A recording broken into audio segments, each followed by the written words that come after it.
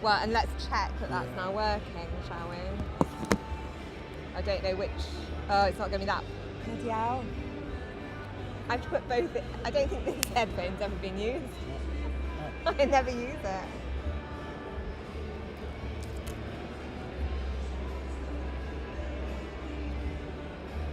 You can hear us.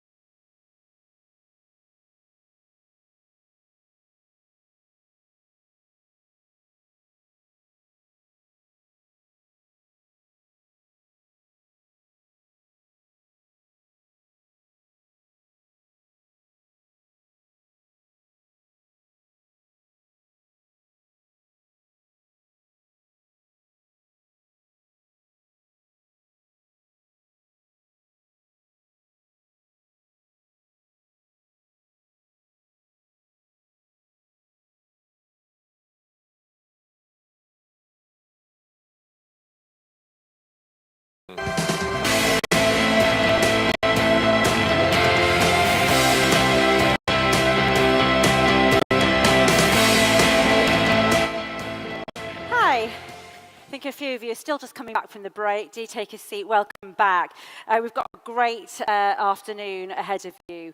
Of course, I'm sure you've all seen the headlines of the tough negotiator with a great accent. That's our Prime Minister, apparently, according to Donald Trump today, in all the headlines. And I'm sure that our next speaker will be coming in a great mood. We have the Deputy Prime Minister and, of course, the Secretary of State for Levelling Up Housing and Community, Angela Rayner.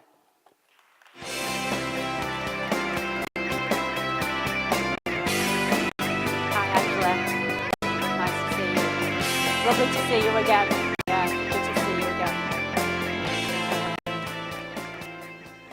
Thank you, everyone. It's an absolute pleasure to be here at the Convention of the North again. And I apologise if I go too northern for you, but it's good to be back in this region. And it's great to be here in Preston. A year ago, I was stood in the front of the same convention at Leeds Dock, talking about the change this country so desperately needs. A lot has changed. But just like last year, we're meeting today on a spot of real northern success. For 2 centuries, this university has opened its doors, not just for students across the country, but for the people of the proud city too. Over the last 2 centuries, this mill town, just like the rest of the north, has seen entire industries rise and fall. Today, as I look out towards our fantastic northern leaders, businesses and innovators, I want you to know that I am determined to fight for a future that is brighter and more ambitious than we've seen for the last 14 years. Just over 6 months ago, this government was elected to deliver change. I know that the North is as impatient as anyone for that change as I am too. The gears of change haven't always been well oiled. In fact, a decade of decline has seen them rusted. As you work to improve the places that you call home, you're being resisted by a system that hoards power and investment away from where it needs to be, making regional inequalities worse and not better. And the truth is that for all of the promises of levelling up, central government's first instinct is too often to hoard power and hold the economy back. Too many decisions affecting too many people are made by too few. I'm here to help you break that system and build a fairer one in its place. Now, last year I promised this convention that I would be a Deputy Prime Minister for the North. And working with many of you sat here today, I'm proud of what we've achieved so far. We've taken the hammer to business as usual in Whitehall, and within days of getting a government, Labour Secretaries of State were giving up newly won powers for the sake of our towns and cities, with the Prime Minister leading the charge. It's not been comfortable, but it wasn't supposed to be. After all, we were undergoing a generational power shift from Whitehall to the Town Hall. We're putting support for business at the heart of this, with growth hub funding rolled into integrated settlements, an office for investment working with mayors to develop funding opportunities, and working with mayors to develop regional innovation funding. In just 6 short months, we're on track to complete the devolution in the North. This means decisions for the North will be made by the North, so that Northerners will no longer be dictated to from Whitehall. And this change will be irreversible. And that's important because I know firsthand that decisions are best made by people with skin in the game. And that's what our English devolution white paper is all about. Nothing less than a total rewiring of power in England. And for all the techie talk of devolution, the goal is simple. We will give mayors the power to drive growth, to use new levers over planning, housing and regeneration to get Britain building. We are ending the begging bowl culture and giving local leaders flexibility over their spending. For the first time in British history, we have created a department-style integrated settlement, giving Mayor Parker and Mayor Burnham over £1 billion in flexible funding. And next year, I'm delighted that Liverpool, the North East and South and West Yorkshire will all follow. This will be a game changer for families across Northern England, giving mayors the freedom and the flexibility to make the right decisions for their place. And you only need to look at what our Northern mayors are already achieving to see why this is so important.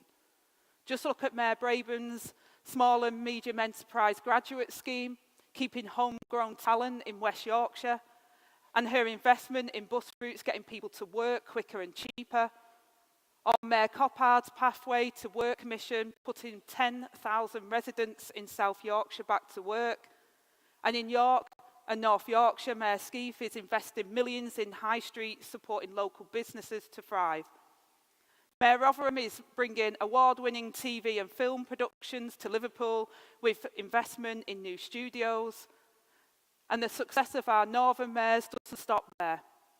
In Greater Manchester, Mayor Burnham's B network is making simpler and more affordable to get the bus and the tram. And further north, Mayor McGuinness set up the first mayoral child support poverty reduction unit to support families across the North East. A future for the North built by those that call it home. Now, uniting under the banner of Great North and a vision for a new era of Northern cooperation, this isn't about pitting place against place. This is about understanding what our towns and cities can achieve together. It's about releasing Britain's untapped potential. And don't underestimate the effect of cabinet ministers having mayors at the end of the phone. Let me tell you, not one of them will shy away from telling us how it is, And Andy, I'm looking at you. This isn't by accident that devolution sits in my department. It's by design. Because mayors aren't just a helpful partner to unlock housing, transport and infrastructure, they're critical levers to our mission for growth. And let me tell you why. All of you in this room are trying, like I am, to get Britain building again. Yes, building houses, but also building your business, building renewable energy, building data centres. All too often, we are met by a system that says, don't bother. Well, I am absolutely determined to break that system, and I'm handing mayors the sledgehammer. Earlier this year, we published a new national planning framework to break down the barriers to sustainable growth. And today, I want to share more details on how we will go even further in our planning and infrastructure bill. Mayors are at the centre of our plan to build 1.5 million homes. By giving them the powers they need, mayors are an army to take on the blockers. We are backing them to work across huge regional geographies to get the job done. That's why we're giving them powers to call in applications on those large strategic sites that will really turn the wheel of growth. And it's why we're putting grant funding for regeneration and housing in their hands. To enable mayors to deliver on their plans, we will forge a stronger partnership between them and Homes England. Over time, we will move Homes England to a more regionalised model so that the agency is even more responsive to the economic plan of an area. We've already committed to strategic authorities for the entire country, but we can't waste time in building the homes that we desperately need. That's why I can confirm that the planning and infrastructure bill that I will introduce into Parliament in the weeks ahead will allow councils without mayors to come together to set spatial development strategies. This means bringing forward house building powers as soon as we can. And I think there's huge potential here. If we can get Britain building and boost the productivity of just 11 city regions, we could add £20.5 billion a year to the exchequer. Imagine the jobs, opportunities and growth that comes with it. But devolving power is only half of the plan. If we're not matching it with investment, we won't see the results. The history of our northern towns and cities is of great industrialists and workers who grafted for something better. And that's in the same image that the North today can provide the growth that this country needs. Here in Preston, people have decent jobs to be proud of. Just look at the Eurofighter Typhoon programme. We cannot underestimate the impact that business investment like that can have on an area. And this is a sector that is critical for our national security and economic growth. Over in West Yorkshire, we're backing the new mass transit scheme with £200 million of funding to support its development. Anyone who expects the businesses of Leeds to meet their economic potential without proper transport networks need to ask themselves why they expect the North to settle for less. And as we support the recreation of Doncaster Sheffield Airport, it's the job of this government to ask how we can best support our nation's regional airports. Teesside has shown that regional airports can prosper, and now it's time to back South Yorkshire too. And up in Blyth, plans are also being delivered for Europe's biggest AI data centre. These projects are not just about driving growth for the sake of it, but driving growth in the places where potential is greatest. The places which once built Britain and once again can deserve to be the centres of economic and industrial excellence. Our private investors understand the potential of the North, but for too long, the previous government's approach to public spending has increased regional inequalities, leaving us with a divided, low growth and low productivity economy. And that's why I share the Chancellor's determination to review the Green Book, to properly recognise the potential of places across the country.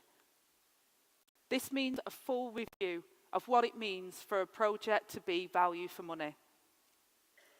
Alongside this, our industrial strategy led by the Business Secretary will see a complete rewiring of the state.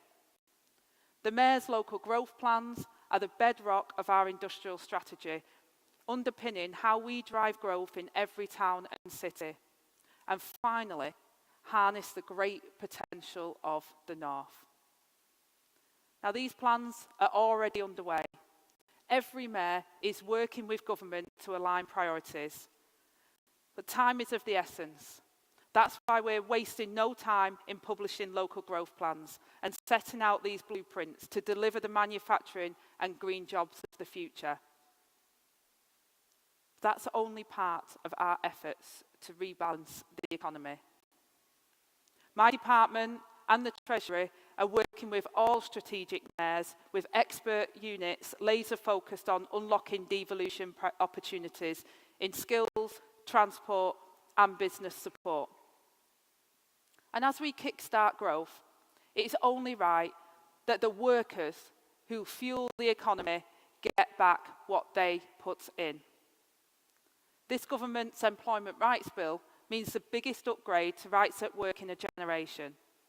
A bill that takes the very best standards from the very best businesses and extends it to millions more workers. And we're clear, better living standards is our number one mission. And we will succeed in our mission when working people can contribute to growth and benefit fairly from it. And in some of the most deprived parts of the country, in places across the north, this legislation could save workers up to £600 in lost income, giving people a stable income, a chance to get a mortgage, putting more money in people's pockets, which in turn can be spent on the high streets and in local businesses, boosting town centre economies with regenerative effects. This is about building a new route to prosperity from the bottom up and the middle out, not the top down. Managers and senior decision makers agree that the bill will boost productivity, which is good for workers and it's good for business too. We all know that treating workers decently is just what good businesses do already. We are back in business to level the playing field so that good employers aren't undercut, encouraging businesses to compete on quality and innovation in a race to the top. Without our bill, more working days will be lost through ill health, costing businesses money, and so inaction isn't an option. Businesses have everything to gain from this bill, but I recognise that it will be a big change, which is why, where businesses have raised concerns, we have listened. It's why we introduced a statutory probation period, because we want businesses to be able to hire with confidence while still extending new protections for workers. These are plans which are pro-business as well as pro-worker, which I'm absolutely hell-bent on making work pay. And just as we leave no worker behind, we'll also be fighting for every single town and village and estate.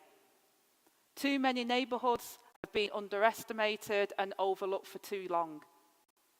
Years of austerity punish some places more than others.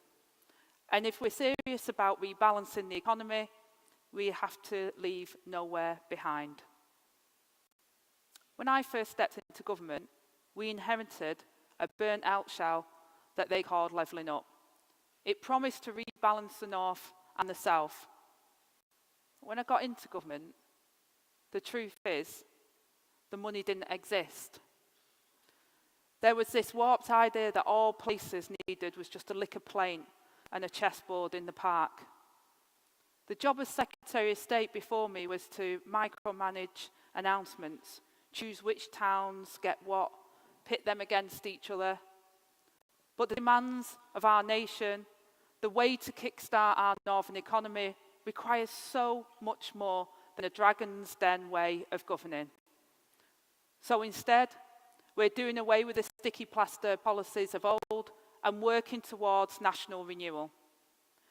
To achieve that, we need to start empowering people to drive change in their communities. And to anyone who doubts this ambition, to anyone who doubts the North, I say that our region has been underestimated and overlooked for far too long. This government is only giving the North what it's owed and what it deserves. For too long, our outdated system of council funding has been stacked against the North. The days of ministers expecting the North to go cap in hand ends now. That's why, alongside Jim McMahon, our Minister for Local Government, we are making simpler and clearer structures to fix the foundations of local government. He is also beginning to replace a funding formula to give the North nearly 840 million more this year. That brings the North's total increase to just over 8%, the biggest rise of all regions in England by a good distance. If this new formula had been applied under the last government, the North would have seen billions more in funding. And instead, councils saw cuts of 23%. So we're starting to right that wrong. And we realise that every council has different needs. That's why we've set aside a cash terms increase for local government of 6.8%. That's over £69 billion for local government. Now, all councils are facing pressures, but it's particularly hard for those that bore the brunt of austerity. And this year's settlement marks a clear direction of travel for the rest of Parliament. But I know that the change this country needs can't be micromanaged from Whitehall. It's people in this room today, mayors, councillors, business owners and investors, who will drive us forward. And as that happens, I can promise that the full force of government will be behind you, transferring power out of Westminster, getting Britain building, letting our towns and cities fire on all cylinders, doing whatever it takes to kickstart economic growth, and leaving no one behind that government's defining mission. Thank you.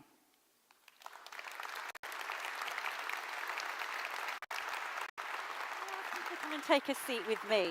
Thank you so much.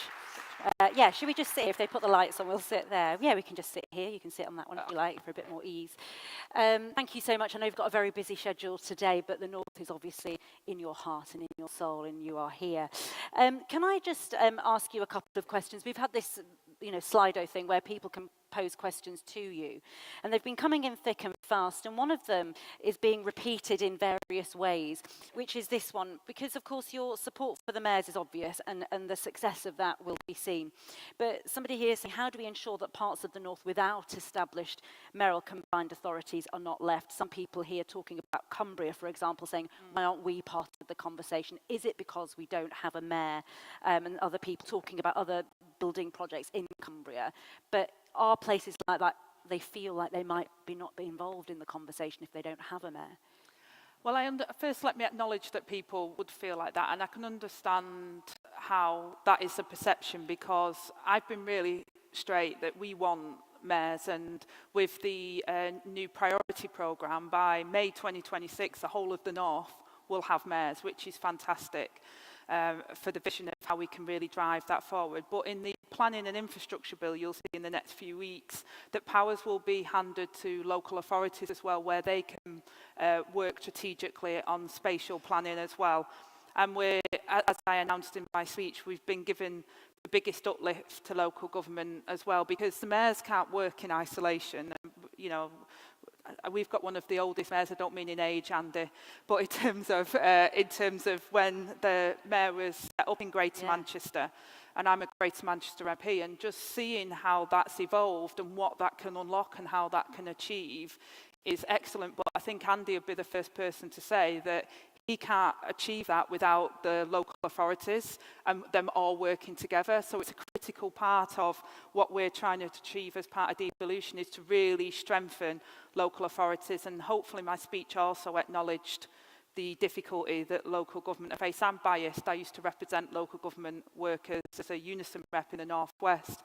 And I saw austerity hit. I remember going in meetings doing voluntary redundancies, one-to-ones, and then a couple of weeks later it was rooms with staff as big as this, hundreds of people in the room. It was devastating, and we're still feeling the lag of what's happened and how that has hollowed out the support for our communities. And what this government wants to do is work in partnership to rebuild that.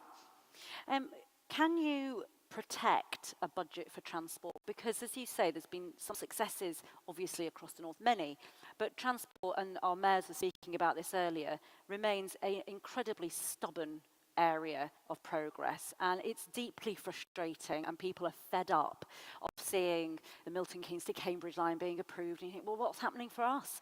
And it's been going on for decades. Yeah. What can you do about it? What are you going to do about it? Can you protect a budget for transport? It needs it, doesn't it?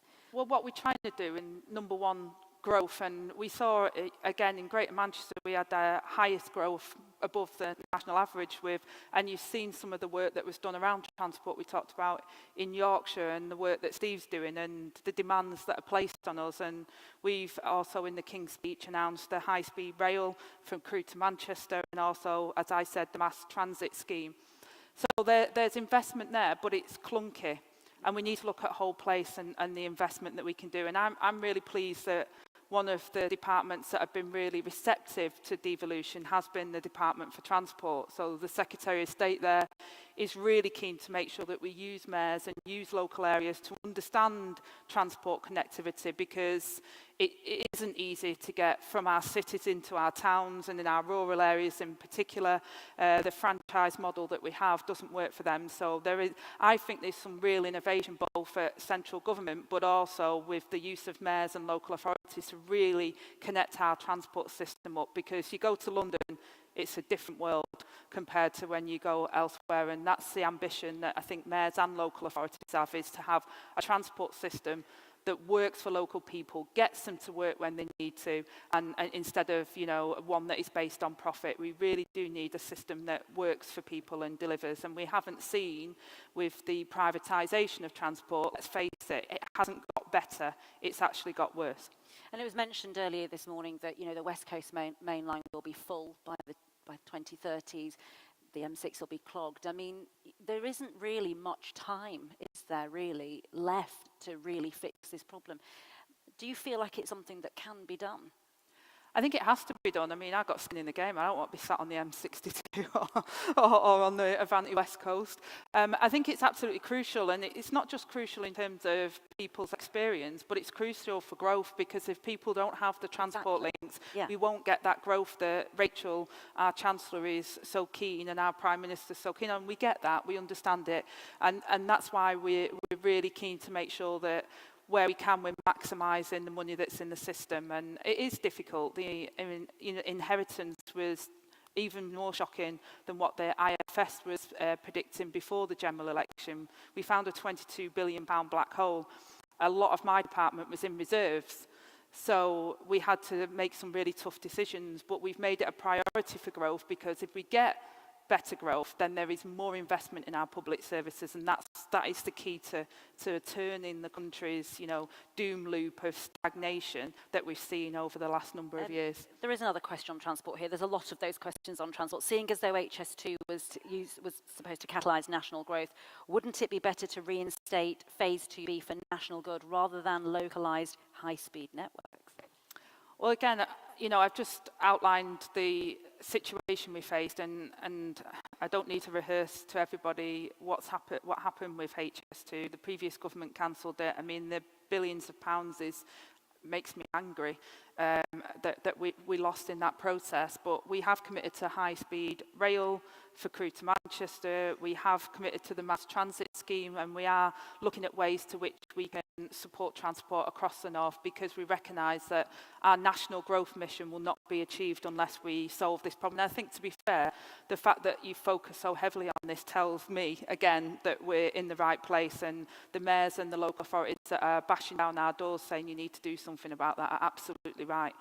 Can we talk about something that was, we discussed actually on Good Morning Britain, I was mentioning it this morning, about the postcode lottery on free school meals, in that London has its own provision, Scotland and Wales are doing their own thing, and when people are on less than £7,400 on universal credit, they qualify for it, but if you're just above that, you don't. And that leaves a lot of children, particularly in the north. This is coming from charities that work in that, the Food Foundation and others who we spoke to this week. It leaves hundreds of thousands of children, particularly across the north, skipping meals without hot meals. That just simply isn't fair. How can you talk about levelling up if you don't provide that? So the free school meals issue, as well as the 2-child limit, is a real devastating situation that we inherited, and I want to see us turn it around. And I've spoke on this morning before about this. I was a recipient of free school meals. When looking at what money and finances we had, the evidence was really clear that providing free breakfast in the morning has more effect. It is targeted and it has absolutely more effect, and that's why we prioritise that. Within the first 6 months, we did announcements this week through the Education Secretary about rolling out that free breakfast clubs, and that will make the biggest impact. Now, I'm not saying that some of those issues don't exist and that they couldn't make an impact as well, and this government has set up a child poverty strategy and task force, which I sit on, and absolutely determined to make sure we did as the previous Labour government did when they took over in '97 and found levels of pensioner and child poverty at record highs. They brought it down, and this government is determined to make that one of its key milestones and mission, is to bring down levels of child poverty. Now, that can be done through some of these measures, but ultimately making work pay, which I'm incredibly proud to lead the Employment Rights Bill. We've already wrote out to the Low Pay Commission and changed the minimum wage, which is an uplift for over 1 million low-paid workers in this country. We want to deliver people having money in their pockets so that they can have a secure job, provide a home for their family, have that dignity in work instead of feeling like they can't provide for their family, and really get on. And that will help our local economies too. But that's what I absolutely believe in. As someone who grew up in poverty, who grew up on a council estate, who was on benefits when I was a young single mum, I didn't want handouts, and I get really cross when people describe us as that we just had kids because we wanted to live off benefits. It is no fun. I wanted to work, I wanted to prove I could be a good mum. And that's what many people want in this country. They want a good job where they can provide for their kids and that they can, you know, have a good place in society. And I want to achieve that for people. But far too often we see in-work poverty in the UK today, and that strips people of their dignity. And I want to reinforce that. And that's why I'm so proud of our Employment Rights Bill, and I know it'll do the job. Last question, I suppose, and I'm compelled to do this because I was approached during the break by some brilliant young people who are working in citizen assemblies right across the north, doing very diligent work with each other to engage young people. And the question, I think, comes from that corner, I'm probably sure.